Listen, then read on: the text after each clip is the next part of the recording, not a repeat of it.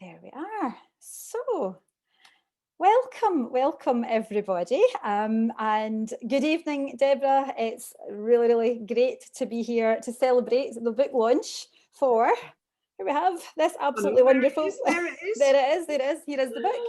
The Magical Tearoom on the Hill, Recipes, Tales and Adventures. So congratulations, Deborah. Thank you. Just to let everybody know the format for this evening, if you haven't been to one of our book launch events, my name is Kim MacLeod. I am from Indie Authors World, and we have, it's all right, Deborah, you might get some notifications coming up because I've made you co-host. I have to move forward because I can't ignore them. It's all right, just ignore them, I'll deal with them.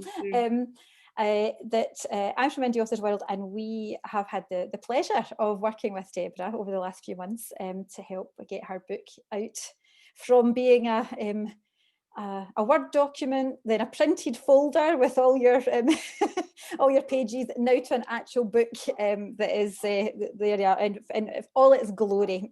So it's been wonderful to do that. And what we're going to do tonight is, we've got a dog barking outside. It's my next door neighbour's dog. He'll just like to come and bark just whenever we've got any book lunch happening, I think. We're going to have a little chat about... Beatrice's ears are pricking up now. She can hear as well. Mine might start as well, probably. That'll be the next thing. So we're going to have a little chat about your book, some of the stories behind the book. And if anyone in the audience wants to ask a question, then the best thing you can do is, there is a little chat facility on Zoom. Depending again what device you're viewing it on, it may be along the bottom or on the side of your screen, and there's a little chat, just looks like a speech bubble. If you click on that, you can actually type a question, or you can share a comment if there's anything that you want to share.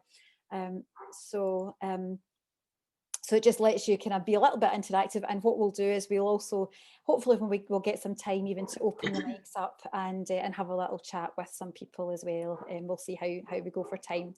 We're aiming to run this for around about an hour. And any friends, family, anybody who just wants to stay and have a chat with you informally, once we've done that, then we'll let you kind of like stay and just have a general chat and a bit of a celebration with you, because we're trying our best to make these book launch events as close to what we would do were we all in the room, because unfortunately due to COVID we're having to do all these things still remotely, but maybe in a good way. You've got guests here from France, got people from France and Finland and London and everywhere. So so there's a bonus as well about being online and being able to do it. So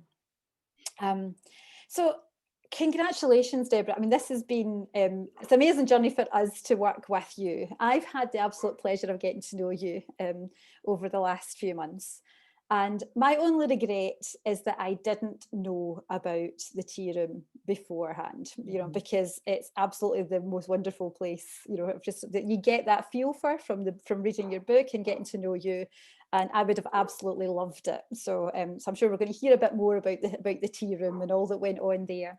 But what I'd like to do, I'd like to start off just by reading everyone the blurb from the back of the book, just so that, so there you are, you can just relax a little bit, listen and tune in. So here we are. So this is not just a recipe book. It's Mother Murphy's book, where gluten-free and dairy-free recipes, tales and adventures come together to create magic. Everyone needs a special place to feel loved and nurtured, where you can relax and let go of your worries and troubles. Debra Murphy fulfilled her dream and created Mother Murphy's Tea Room as a place where people could find solace and healing, where gluten-free and dairy-free are the norm and not the exception. This little tea room became a welcoming haven for the community, with lots of laughter and a few tears shared over tea and cake. Friendships developed as people connected, told their stories and helped each other to solve problems and feel better. It really was a magical tea room. And Mr. M's come to join us. Mr. M has come to join us. He's hiding behind the Christmas tree. I think that sounds quite a good book, that. It does, doesn't it? So now I want you all to enjoy the warm and cosy feeling, get to know Debra and Mr. M. It was almost as if you knew that on cue there that you arrived. And all the lovely people in the Tea Room family, many of you who are here tonight to join us. The Magical Tearoom on the Hill is a book to curl up with a cup of tea and a slice of cake that you can even bake yourself if you follow one of these recipes. With a fabulous mix of stories to warm your heart and delicious gluten and dairy-free recipes to create beautiful cakes and bakes, you too can create your own magical space. There you are. So everybody's excited now. They want to know more. So congratulations. I mean, this has been, I know this has been a dream that you've held on to for a little while, not just about that, but actually even just getting the book out. How does it feel actually that you've actually achieved that? Oh gosh, unbelievable, you know, and it's just like, gosh, this is really happening, you know, and it's gone from being this Word document that I kept showing a few people and sending bits and pieces to, and then actually printing it out and seeing it and thinking, this is starting to look like a book, you know, and that moment when in the car park, when you handed over the book, never in a million years did I think I'd be meeting a publisher outside Pets at Home to hand over my book, because we can't meet indoors because of this virus. But for you to actually give me that book, it was like, oh, this is just amazing. There it is entirely. Just amazing. Yeah, it's just, yeah. So well done though, Debra. It's great. It's great to, this is one of the best parts of my job, is actually to get to celebrate this part with all of our wonderful writers that we get to work with. So I really wanted to kind of delve into some of the stuff that goes on inside the book then, and a little bit about you. Because you've shared your passions really in this book. You know, we've got a passion for walking and baking and talking, I would say, probably. So I wanted to kind of start with the walking, right? Let's kind of delve a little bit into that.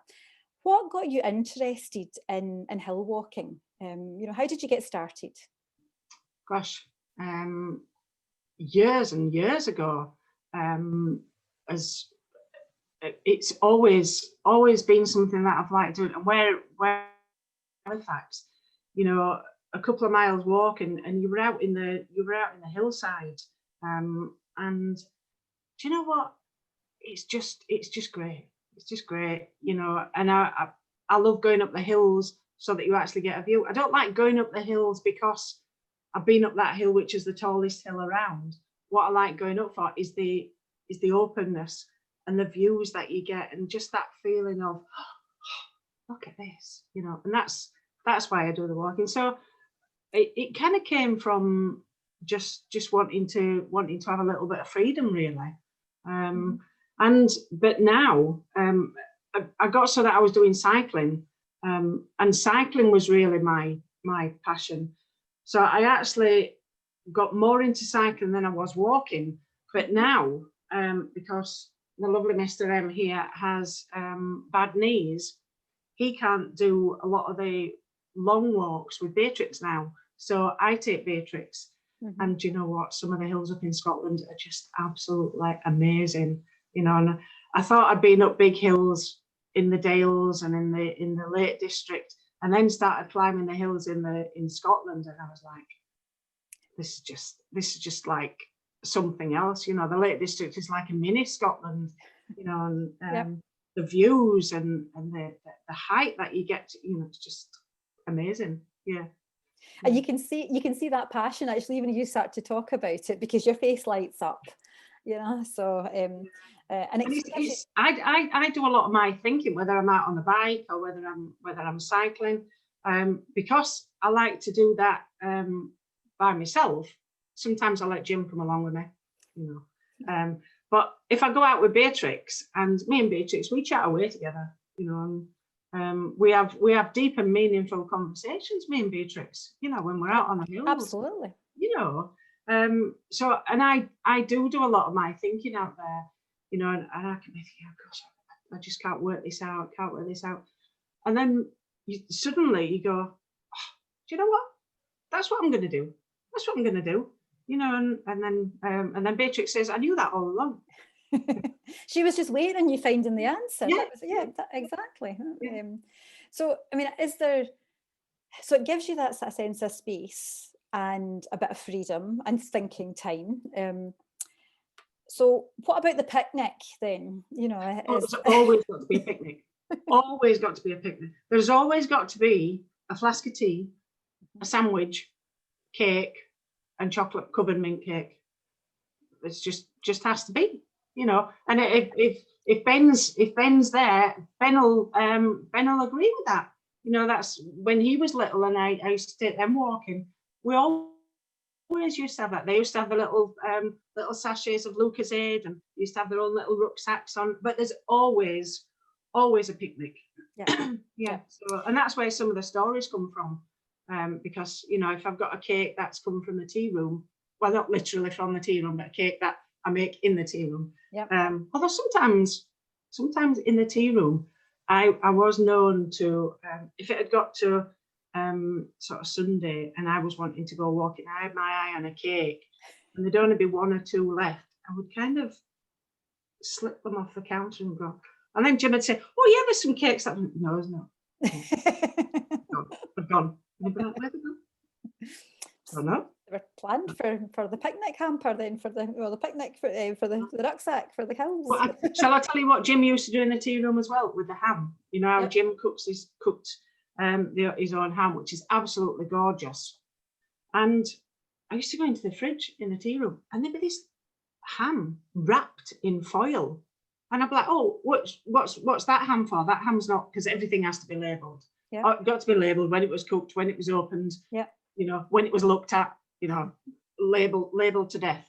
And I'd say, "What's that?" Because there's no label on that. And he'd say, "Oh, that's just a little bit of ham for Beatrix." Just to share a little bit with Beatrix and whoever else happens to just have a little nibble, maybe just to keep anybody else would look at that and go, "That's a whole joint." And I suppose that brings me to Beatrix, because this lovely collie that you have of yours. She is. I don't know if you can see her there. She's actually still got the collar on. Oh, we can just see it. We can just see. You can see her just beside Jim there. Yep. Yeah. Because so she's had her stitches removed now, but she's such a sneaky dog. Such a sneaky dog. So we take the collar off because we feel sorry for her. And she lies there all nice, you know, I'm just this really, really nice, well-behaved dog. And then you turn your back, you go out of the room and you come back and she's licked the cut so that it's bleeding, you know. And so then we've had to put the collar back on. So, but she's doing okay. So hopefully we'll be out making more adventures soon. That's good, because she definitely is your co-companion in these adventures. Yes. You know, and she's done, and that's the thing, you read the stories that you've shared quite a lot of your journey with Beatrix. How does she find the, you know, like walking in the hills? You know, does she just love it? Oh, she loves it. And she's a little bit like me, that because I love winter. Jim doesn't like coming out in winter because he didn't like the cold. But I love the cold. I love the cold. I love the snow. I love having to get wrapped up and everything. And when I first started out on the hills, and I used to think, crikey, what if this dog doesn't actually like it? Honestly, if you've been on the hills with her, and sometimes she looks like a polar bear because she's so cold, but she just loves it. And she goes up to the top of the hill and she slides down, and then she runs all the way back up again, and she slides back down again, and she gets stones and she rolls them down and makes snowballs out of them. And honestly, you can just see it in her face. She's like, "Oh, come on, this is great. This is great." Yeah. And sometimes when the weather's turned on us and it's been a little bit too dangerous for us to go, I'm like, "No, come on, Beatrix, we're not going up there." And she'll look and she'll go, "But it's fine. It's fine. You know, we need to get to the top. We need to get to the top." And on the hills, there are cairns, which are like piles of stones, which indicate the way and also tell you that you've got to the top of the hill. Beatrix is so good that even if you just take her up a hill once, she knows that route, which is great. It's great. But she also remembers where you sat for a rest. So the next time that you go up, she's like, "Right, are we here? You know, it's time to get that ham out," you know. And she just knows. And then when she sees the top, she's like, "Right, I'm going up to the top. I'm going to get to the top before you." Just loves it. Loves it. Yeah. So yeah, she was definitely the right dog for you then. Oh, yes. Yeah. definitely the right dog for you. Yeah. And there's a, I mean, that's the thing. So when you read the book, you can see there's lots of stories of you being on the hills and different things that are there. And there's one particular story where that Beatrix did more than just accompany you. She really helped save your life. Yes. And you know, can you tell us just a little bit about, you know, what happened that day and what she did to help? Yeah. So as you can see, Beatrix is a nice, quiet dog. She doesn't bark. So she's a pleasant dog to be around. She's very friendly. And I was going up one of my favourite hills, Ben Lawes. And do you know what it is? Some of these things, they just happen, and they're so inconsiderate, these things that happen. And along came this little heart attack when I was at the top of this hill. And so it was kind of one of those things. I was up this Munro by myself with just Beatrix. And I was kind of thinking, what am I going to do? How am I going to deal with this, you know, without sort of dying just at the top of the hill, you know? So we kind of wandered down into this little gully, and I thought, I'll just sit here, have some of this ham that Jim has made me, and whatever, you know, maybe I'm just a bit hungry. But all the way up, as you do, we chatted to people. Beatrix had taken stones to them for her to throw their stones, and as collies do. So people had got to know Beatrix on the way up. And then everybody kind of goes the different ways, and some people walk faster and some people walk slower. So you might come across people 2 or 3 times on the hill. But at this one moment in time when I decided to have this heart attack, there was nobody around. It was just me. And I kind of got myself sitting down, and I thought, I know what I'll do. Selena, a friend, she told me about getting WhatsApp. I thought, I'll send Selena a WhatsApp. No signal. What am I gonna do now? You know. So I thought, you know, 999 wasn't working. That wasn't working. So by then I knew what was happening. So I kind of sat myself down, and Beatrix started barking.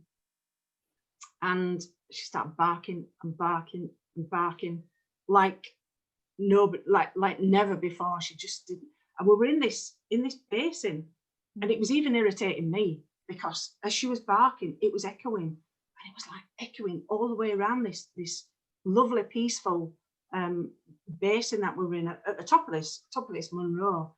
And what she was doing with me, and I don't know if I put this in my story, as I'm laid there, because to Beatrix, stones make everything right.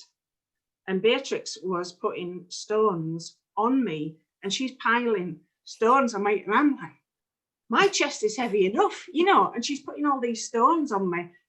And because obviously that's her way of saying, you'll be all right, Mum, you'll be all right. You know, I'll just give you this extra stone. But she kept barking. And so some of the people that had seen us and chatted to us earlier on came running down the hill, because they said that dog's barking, and that dog wasn't barking earlier on. That's just not right. So, and then people kind of came running, and kind of saved my life. Did little Beatrix. And the thanks that I gave her for saving my life was that I went off in a helicopter and left her on the hill. Yeah. But some fabulous people up there, and they walked Beatrix back down the mountain, which I'm sure she wasn't bothered about, you know, because she was still getting her walk. That's okay, I'll catch her up later. She minded. I guess the one that was slightly harassed and I perhaps didn't realise at the time was that Jim was sitting at home, obviously having a cup of tea, just sitting nicely. No, I wasn't. Yeah. I was making marmalade at the time. Well, he was making marmalade. And obviously he had to get this phone call that says, oh, by the way, that daft wife of yours that's walking up the Munros by herself has decided to have a little heart attack, and she's whisked away somewhere. But can you go all the way back up the mountains to get your dog before you then drive all the way up to Dundee? You know. So, yeah. But thankfully he did it. Thankfully Beatrix definitely did, you know, earned her ham that day, Yes, you know, yeah. and all the wonderful people who came round and supported you. Yes. So Selena got another strike against her name, because that was another time that she hadn't answered her phone to me when I needed her on the hill. So her friendship was really hanging on a shaky nail. Yeah. But I've forgiven her since. That's all right then, because we're going to talk a little bit about Selena later, so that's fine. She'll be worried now. That's what we're going to talk about. So now, I mean, after that, your health fine now, and you're still managing to. You got back up, and you've been back on hills after then. I've been up a couple. I've not been up very many high ones yet. And is it because I'm not fit enough, or is it because I'm not ready? Yeah, maybe a little bit of both. Yeah. And then with this the restriction, you know, 1 minute you can go traveling, because that's the thing about Munros as well, because some of them you have to travel quite a distance to get to them. Yeah. And I'm quite good, actually. You know, if somebody says I'm not allowed to do something, I don't do it. So if I'm not allowed to go traveling, I won't travel. Yeah. Much as I'd like to go down and see people in Halifax, but I don't. So yeah. So, well, we're just so thankful that you're still here and you're here to tell the tales, and so. Yes. And I think that's what does make your book unique, is that it's, like you said, it isn't just a recipe book. You know, it's not, because you've incorporated these stories to tell, you know, what's happened and what's, you know, the people you've met along the way and shared. And you're such a wonderful writer, Debra. You know, you're a storyteller. Absolutely, you're a great storyteller. So that you can actually read those stories, and then you flicker through a few pages and you've got a recipe that you can go and kind of take part in. So that kind of leads me on then to you know, another of the passions then, which is cake. Let's talk about cake. Let's talk about cake. Eating cake and baking, eating mainly. Yeah, well, that's that. Yeah, that's definitely my favourite part. I'm definitely one of the eaters. So you know, as a Yorkshire lass, then, you know, just was baking part of your kind of, like, you know, something you did as a younger girl, or was it something that came to you later on, or was it just the love of eating the cake and trying to figure out how do we make them? Where did that come from? So I never baked much when I was growing up, but I kind of learnt about baking when I was doing O-level. I was doing O-level domestic science at school, and the teacher there, and I forget her name. I think she was called Mrs. Speechley, but she was a fantastic lady, and Karen will vouch for that. But she just wanted people to enjoy cooking. And she made classes fun. And there's Karen nodding her head. Yeah. So Karen's my best pal from school. And that was where I learned about baking. I learned about, you know, eggs and all the boring stuff. You know, but I learned about baking, and I made my first Christmas cake. Made my first real Christmas cake, and I was like, so that's what it's supposed to taste like.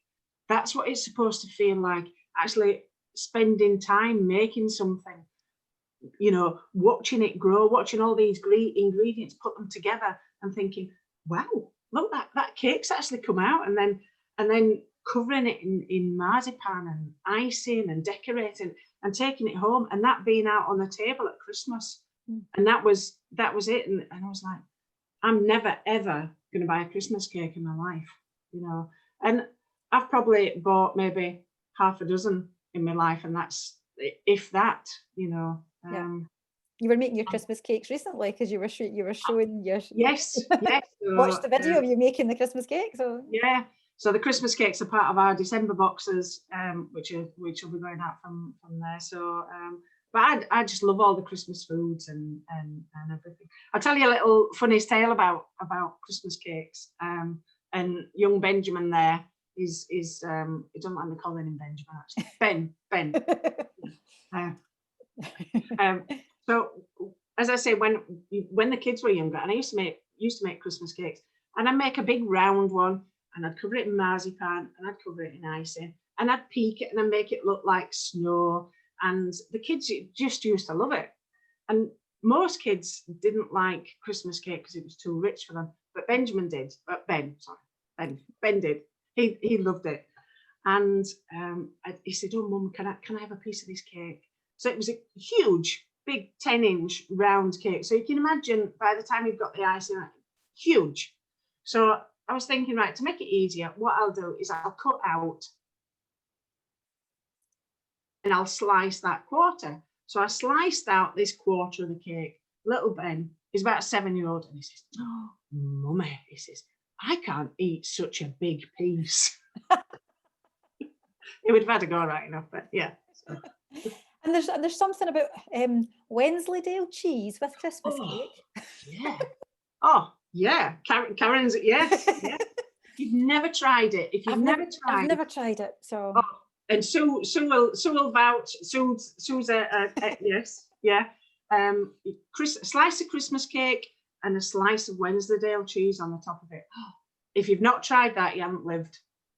Right, that's definitely this year's Wensleydale cheese and a bit of Christmas cake was. Yep. Honestly, it is just to die for. Right, okay, definitely. Then. I think in the tea room, I think people used to think that the cheese was actually cooked into the Christmas cake, because obviously when it was out on the counter, they weren't seeing the cheese, and I'd say, "Oh no, I'll put you a slice of cheese up." And they were like, "Really?" Yeah. So this love of baking and cake then kind of manifested itself into a whole business of home baking, and which started off not with the cafe first or with the tea room first of all. It was you were out making your bakes and taking them out to fairs and food markets. Yeah, because I never imagined that I'd actually get my own tea room. So I thought the next best thing would be to have, where we go out to farmers markets and Highland Games and fairs and things like that. So that's where we kind of cut our teeth. Yeah. And it just kind of developed. Yeah, people loved them. Yeah. Yeah, and there's a few stories in the book as well about some of those experiences, so you have to read the book to kind of find out more about that.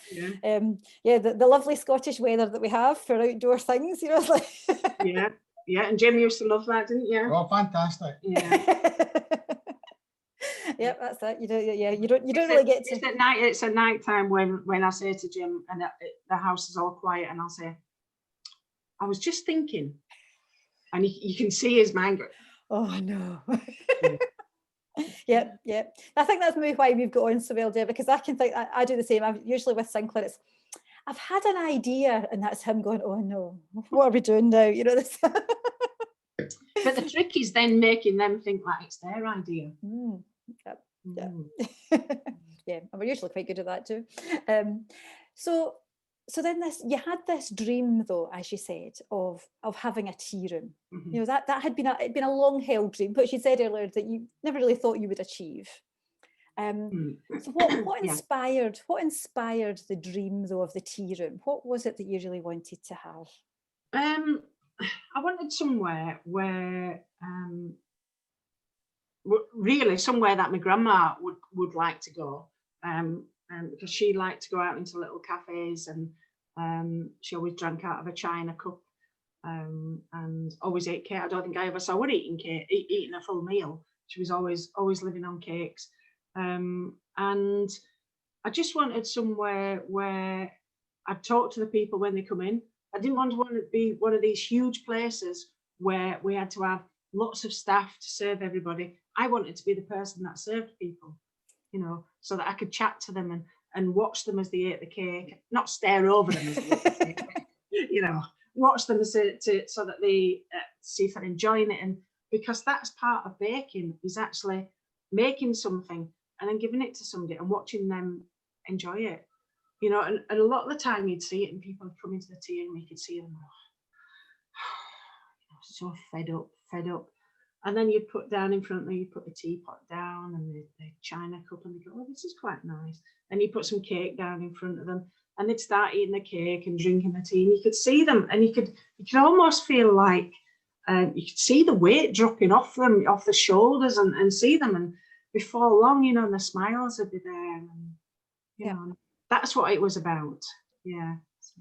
So how did it feel then when you actually got that tea room, Mother Murphy's, and there you go, it's opened and you're actually in the door?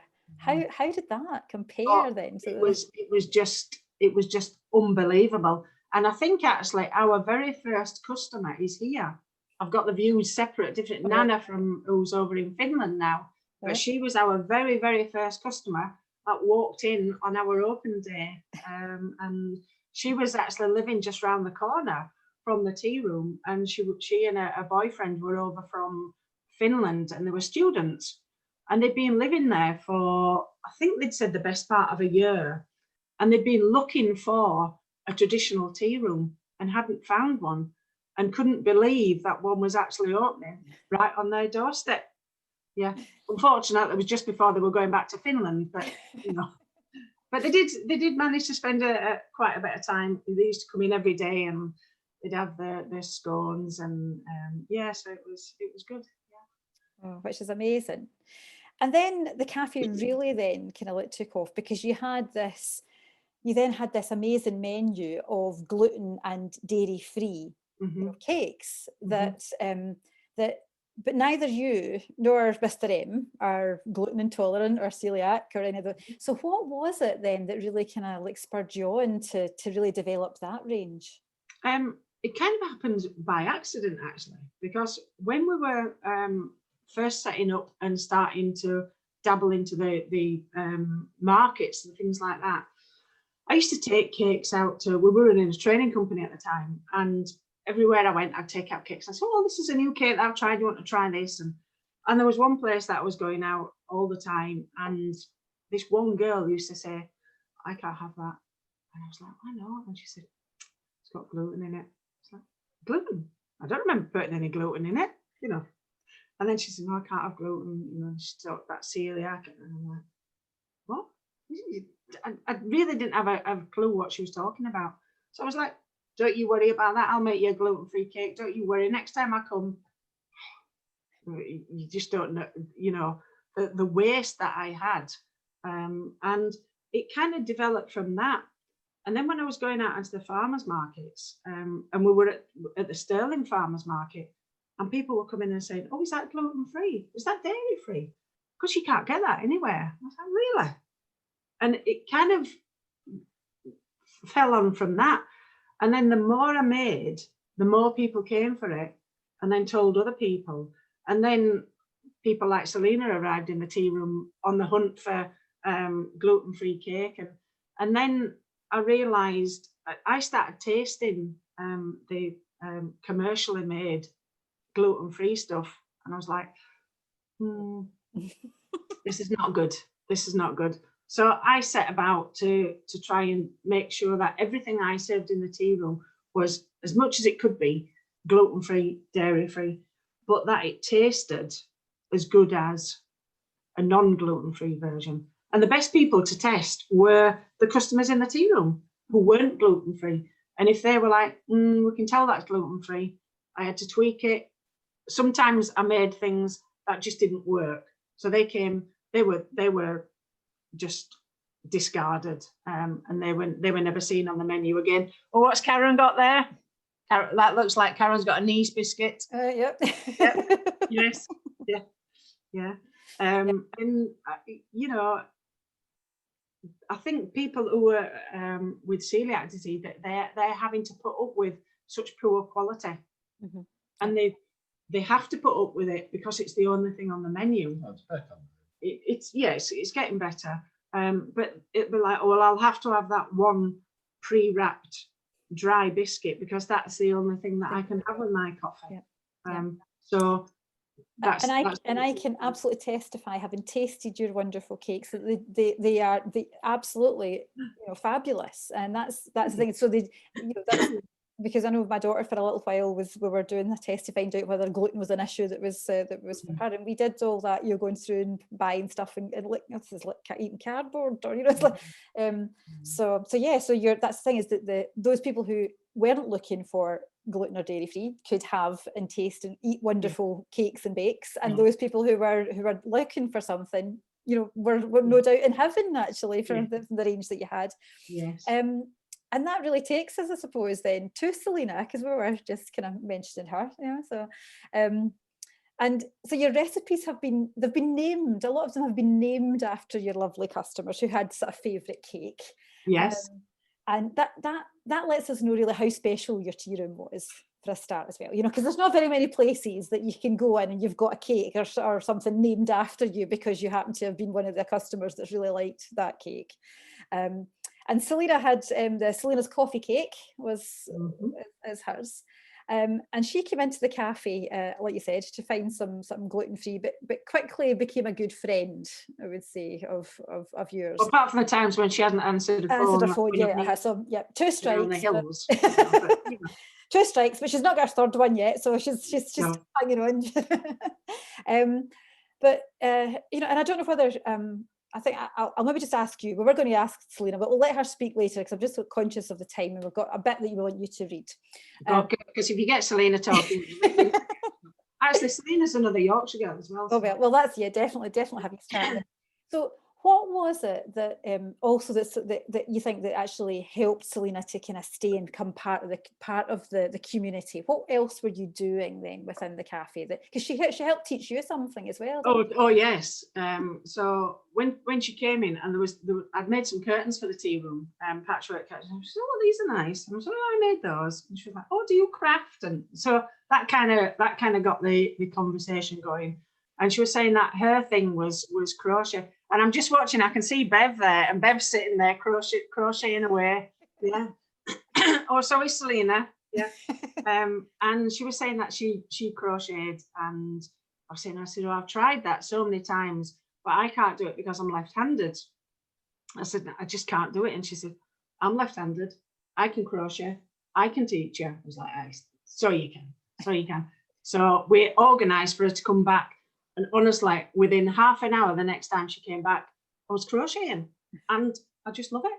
I love it. So thank you, Selena, for teaching me to crochet. Yeah. So and I think that was one of the things that there was so many different crafts, and Selena's such a in fact we call her Crafty Sal, and she does so many different things, and she'd come along and teach us this and teach us that, and but teach so many other people as well. It's just lovely.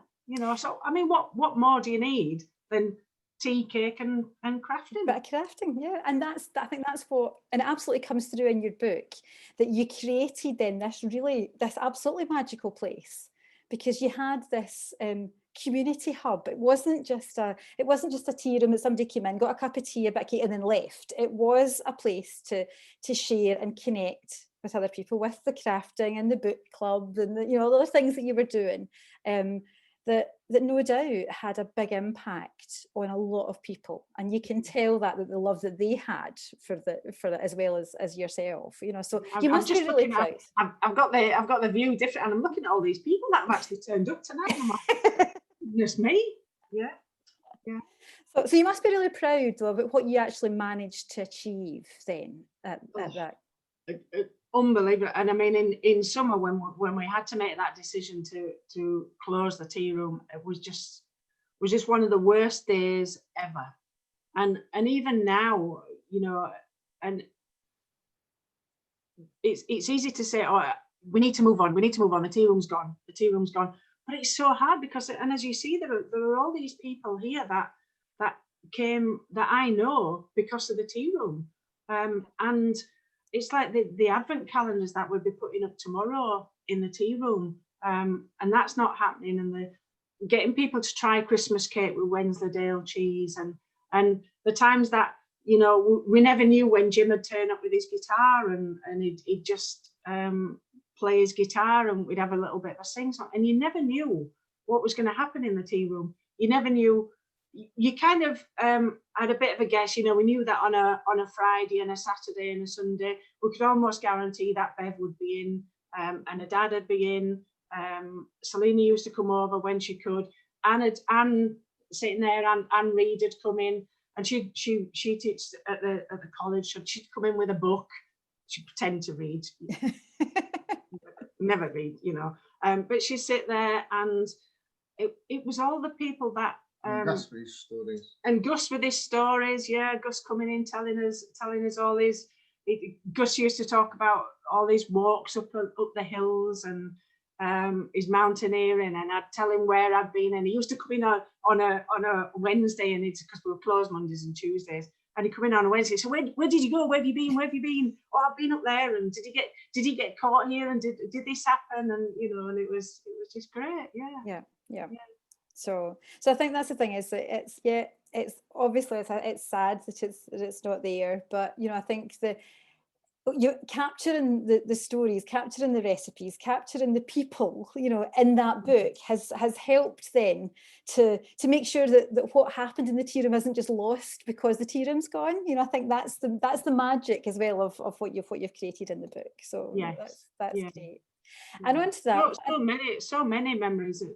When I was going through the book and doing the reading again of the book, and I'm like, gosh, I'd forgotten all about that. Or when I was going back to try and find different photos, I was like, oh, look at that, I've forgotten all about that. Or look at that, yeah.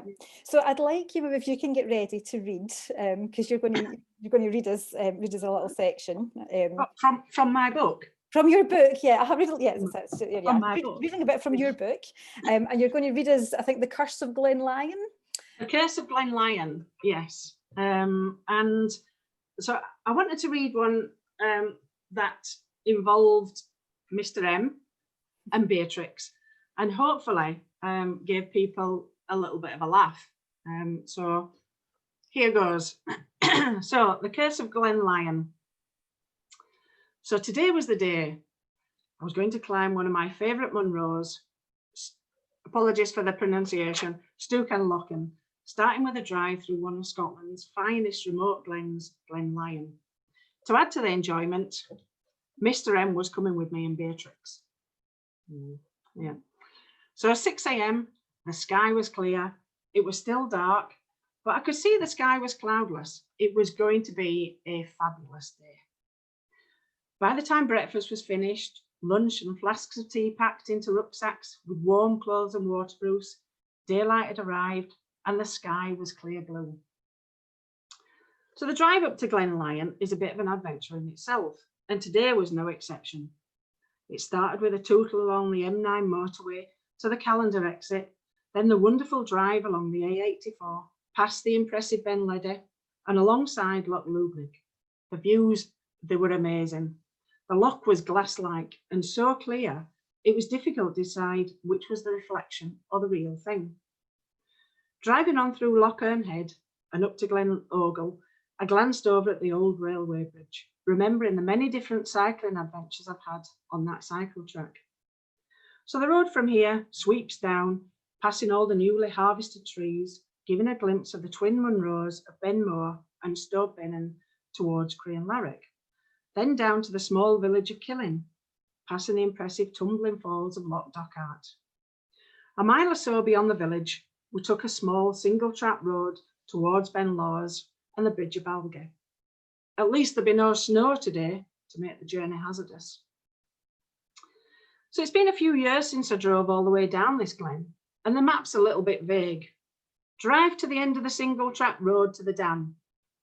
What could go wrong? Well, this is me, of course. So 5 minutes along, or up the single-track road came a first hazard, a large timber lorry coming down the winding hill. Oh, flip. Wow. I'm the girl. I can drive quite well forwards, but reversing's not really my thing. I panic if I've got to reverse the length of Ladies' Mill outside the tea room. And today was made even worse because I had the joy of Mr. M, the backseat driver. You'll have to reverse down the hill a bit, he informed me. No kidding, I thought to myself. Left a bit, right a bit, straight back. You get the picture. Finally, I managed to reverse down the windy, single-track road to a passing place large enough to allow the lorry to pass me, which he did with a smile, a nod, and a friendly wave. Perhaps he could feel the tension in our car. But back to my route. Start at the end of the road, below the dam of Loch Andanan, said my guidebook. So the road continues in the same vein, twisting, rising, and getting narrower as you passed the Ben Lawes Range on your right and the Ptarmigan Ridge on the left. As we passed the dam, we both agreed that this was not the dam, as it was not the end of the road, and we'd certainly not driven far enough.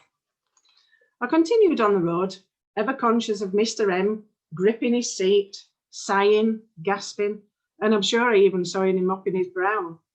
I was only doing 20 miles an hour at some points. This road had been blocked by deep snow for a long time during the winter and now bore evidence of this. The road surface was terrible. There were potholes the size of houses, grit, gravel, and deep ditches down the side of the narrow strip of road I was driving in. The sign at the bottom of the road said Bridge of Balgie 9 miles, meaning I just had a few more miles to drive down towards the end of the glen. At least the sun was shining and the views were amazing. We eventually arrived at the Bridge of Balgie and took a turn to the left with a sign indicating this was a dead end after 10 miles. This is the road, we both agreed. Can I just emphasise the word both here? Now, this road was a little better, with no high drops at the side of the road, and it even felt wide enough for my car. We passed another dam. No, not this one, we both agreed, as it still wasn't the end of the road. We drove on, enjoying the scenery, with my backseat driver, relaxing a little bit, becoming, I think I need the toilet. I'm getting hungry, passenger instead. Beatrix, of course, was just sitting in the back with her head resting between the headrests. I wonder what she was thinking. At last, we did indeed come to the end of the road, with a huge dam towering over us.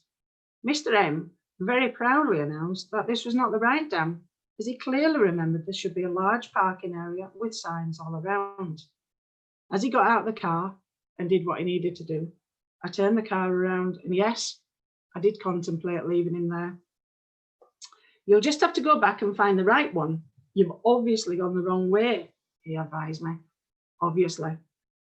We set off back towards the Bridge of Balgie. Time was now marching on, and I decided to drive back to the Ben Lawes car park, from where we could go for a shorter walk. In my mind, though, my short walk was to go up Ben Glass, the Munro you climb on the way to Ben Lawes. So from the Bridge of Balgie, I had to drive back up the dreaded narrow road. The steep drops were now on my side of the car, which added to my excitement a little. And I've already told you that the road was covered in potholes, gravel, stones, and ditches down either side. Driving very cautiously, my passenger side wheel suddenly managed to go down one of the soft ditches. The car twitched and twisted, and the steering wheel pulled in my hands. I have to admit, my heart was in my mouth. Actually, I think at this point it was running alongside the car. But I managed to catch the skid and carry on my merry way. My backseat driver was now almost in the passenger footwell, and I could hear lots of sharp intakes of breath. To his credit, he never said a word. Finally, we arrived back safely to the Ben Lawes car park.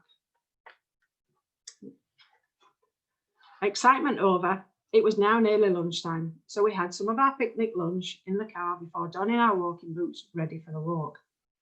I pointed out Ben Glass to Mr. M, advising him that's where we were going. Again, to be fair to him, he never said anything. Now, just as everyone else in Scotland was enjoying the glorious weather, our sunshine disappeared at the same time as we got out of the car. The temperature had dropped and the wind was building up. Nevertheless, we had a great walk to the top of Ben Glass. The rain came down in heavy showers, but fortunately, it was falling horizontally because of the forced down wind. Mr. M did make lots of comments on the way to the summit, such as, "This is steep. This wind is too strong. My hearing aid's whistling. I need another jacket on. I need a rest." Beatrix, meanwhile, was chasing after every stone she could find, barking at people to throw the stones at her, and generally making a nuisance of herself. The turning point was when I told Mr. M and Beatrix in no uncertain terms that if they didn't stop their behaviour, I would quite simply leave them on the hill and go back to the car. In hindsight, I should have said this at the start of the walk, because their bad behaviour ceased very quickly after that. Again, in fairness to Mr. M, it was incredibly windy, and I was blown off my feet a couple of times heading towards the summit. We managed to find a sheltered spot in the dip between the top of Ben Glass and the start of the final ascent to Ben Lawes, where we had a lovely lunch and peace reigned once more, helped by the lovely Candy Road I had in my lunch pack. I decided to take us down the old Shepherd's Trail around Benglass, giving us an easy descent, and eventually we were back to the safety of the car. "Do you want me to drive from here?" asked Mr. M. And that's our story of Benglass. And the rest of the story goes on about Candy Road and where the name Candy Road came from, and it shows. And so the Candy Road is shown. So I'll show that very quickly so that Shona sees it.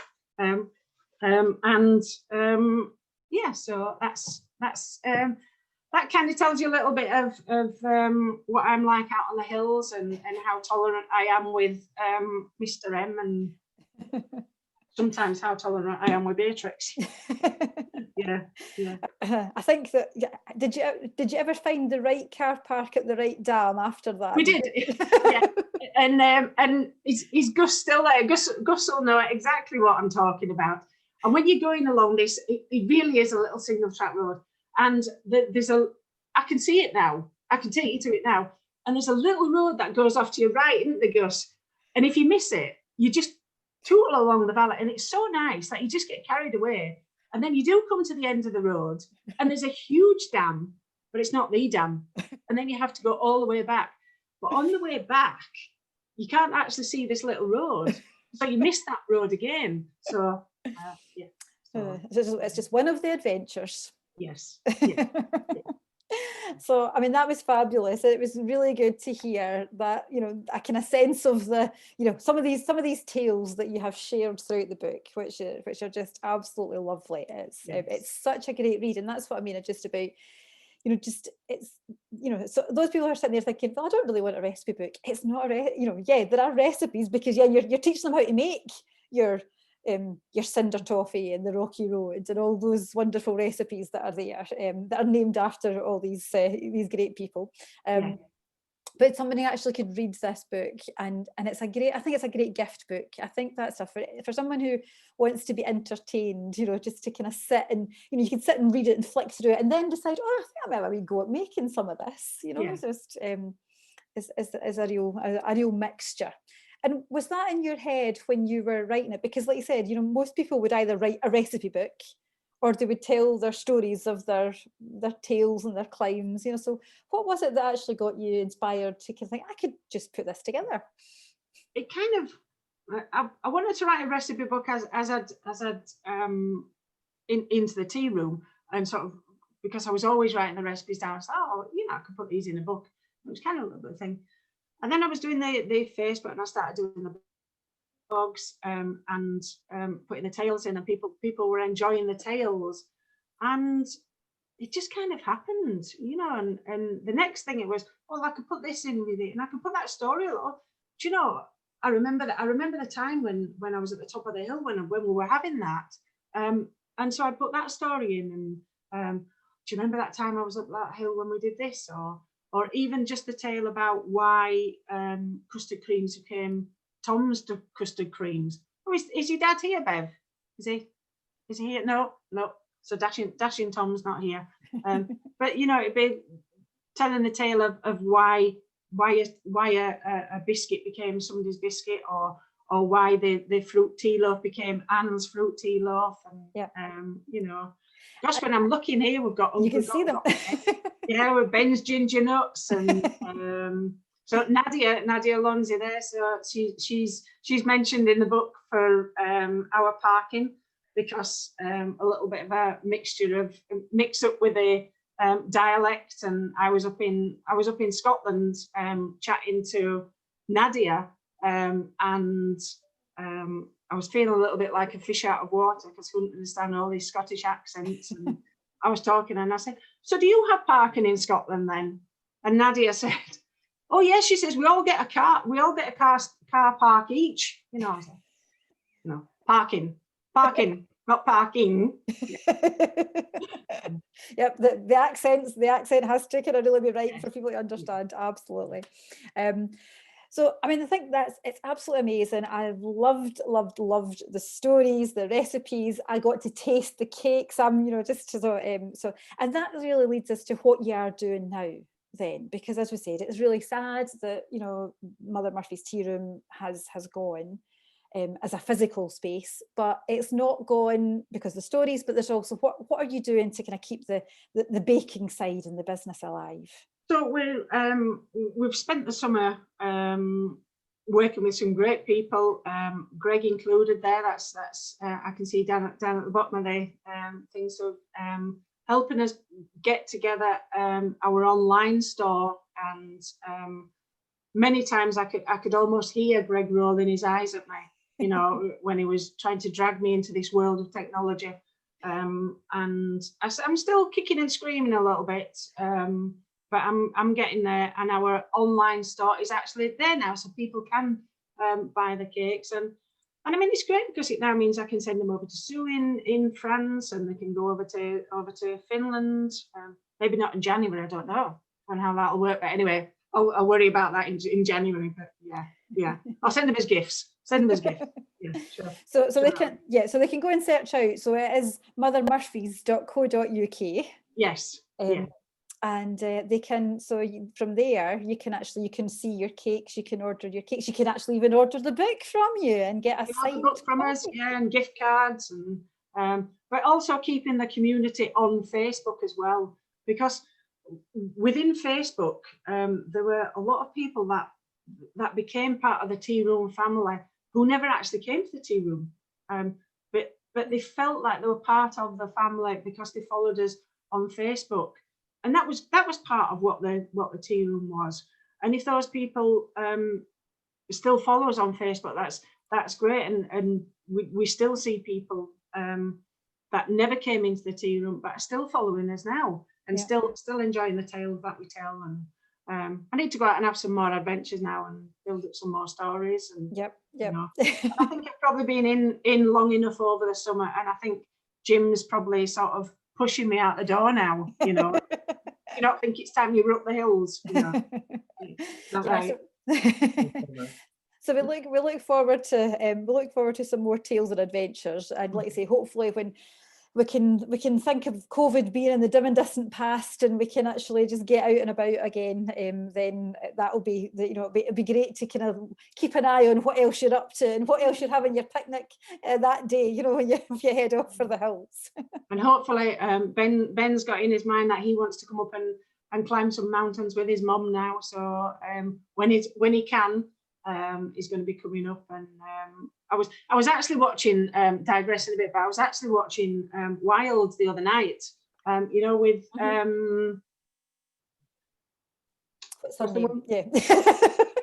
married to John Thor. Oh. Oh no, it's not one even called Wild. What? No. It was called what's the film called, Ben? Ede. Yeah. And she was climbing Sylvain up in Scotland, and I was like, that's the one I'm going to do with Ben. I'm going to do that with Ben. So I was looking on YouTube and watching some of the videos, and it was like worse than striding Edgemont. Maybe not. Maybe not. No. Something to keep in mind, but maybe not. So I just want, if anybody's got any questions that they want to ask, feel free to, you know, put me a question in the chat, and even just say me. If you want to put me down, I'll come to you and just let you know, and we can unmute you, and we've got time for a few questions. But I just wanted to say that Lynn has actually posted a little message. So Lynn has just said she was loving your chat, and your Christmas cake Wensleydale story reminded her of a lovely weekend that she had in the Peak District, taking a break in a tea room when Stuart came back from the counter with a latte and a slice of rich dark fruit cake topped with a slice of cheese on it. I was a bit taken aback, but I tentatively tucked in, and she loved it. So there you are, you've got a convert in amongst. Yeah, that's if you don't do anything this year, just have Christmas cake with Wensleydale cheese. Yeah. Definitely, we'll have to try it. So I'm not sure. I think they've all gone a bit shy and a bit quiet. So I think shy. These people are shy. No, I can't. I'm sure that they're not. I just want to check that I can actually order. Oh, there's Greg. Hello, Greg. Hi, everybody.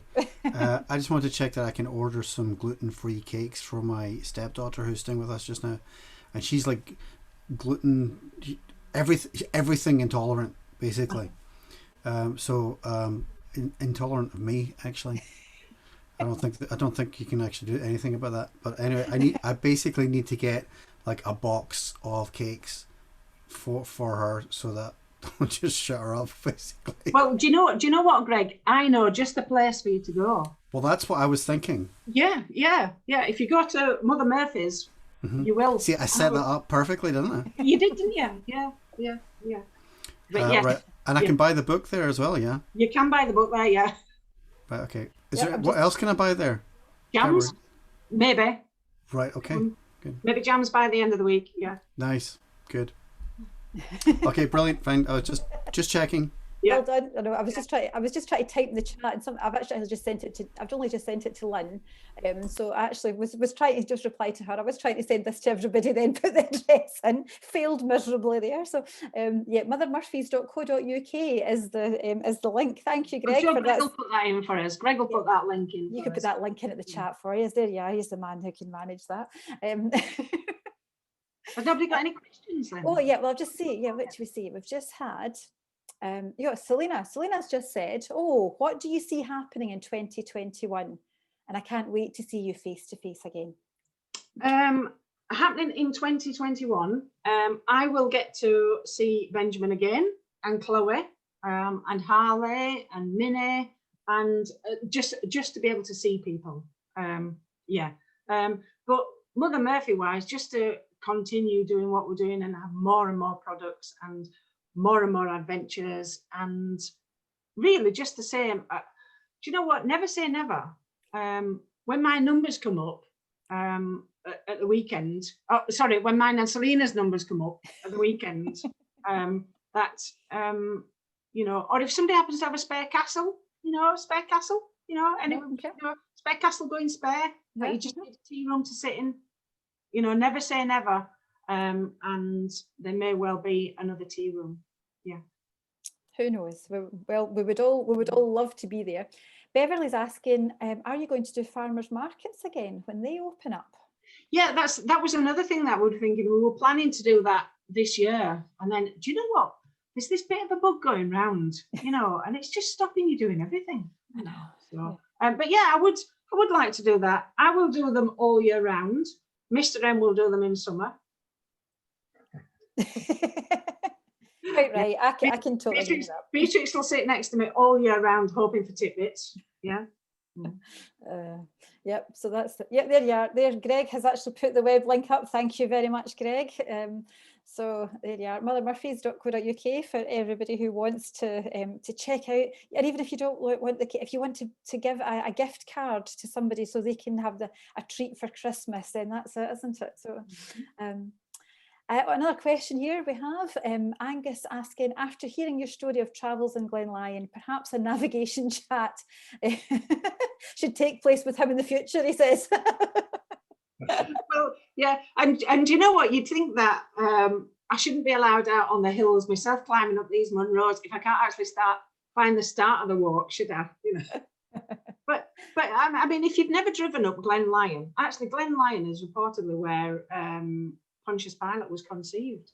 So don't know how they know these things, There you are.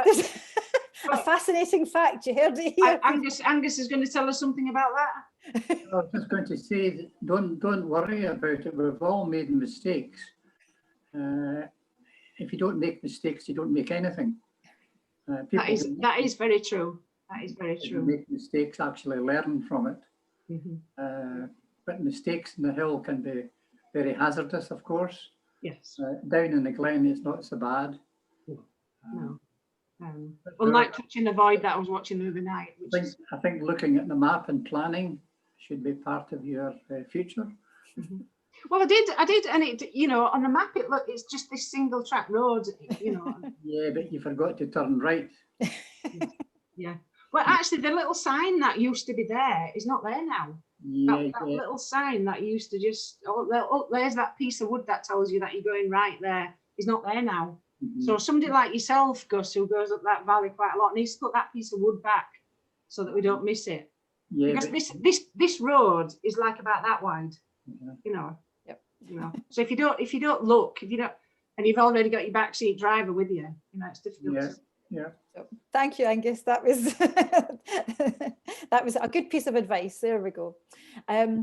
Sorry, So- Deborah. Everybody, sorry, I've got to dash off. But all the best with the book, and I will make sure I do an order first thing tomorrow morning. Okay. Thank you very much. Thank you, All right. Greg. Thank you for joining us. That I saw from Nicola. Nicola was asking. Yeah, Nicola's asking, is it possible to order a box full for a specific treat at some point? Asking for a friend, she says. Is that why she's hidden her face? So Nicola's not sure. I don't know if Nicola knows that she's not showing a video, so we can't see her. So I don't think I can answer that unless Nicola. Unless she shows her face. Yeah, but yeah, hopefully. At the moment, I can't because we're just developing. So it's making sure that I'm not offering things that are beyond my capabilities of reaching. So at the moment, when the box is saying this is what the box is, that is what it is. Eventually, it will be that you can order specific things. Hopefully, yeah. Absolutely, it's great. So we have got a question asking about, have we got a date for the book arrival yet? So maybe we'll just do a little update just now for people to say that we know that the paperback book. Yes, I've got mine. Yeah, I've got mine. I received an email today telling me that the shipment is going to be. I'm going to receive the paperbacks on Wednesday, which means I can spend Wednesday night signing the books. Yep. Me signing the books, and then I can get the paperback sent out on Thursday, providing this shipment actually arrives. Should do. Do you want to say a little bit about the hardback? Yep. We'll just do a little update. There's been a little delay in the hardback. We had a little tweak to do to the cover, so that's just been done just now. Hopefully it will all be ready for Deborah to order copies in the next couple of days. So we're probably just a few days behind kind of schedule for getting them. So hopefully by some point next week you should hopefully have Deborah would hopefully get them by then. So hopefully for the paperbacks, people should be receiving those by Friday. Yep. So that's. I would just say with that, with the regards, Deborah, with the deliveries, it might be Friday or the week after, because I know that there's been a bit delay with some of the posts with the Royal Mail.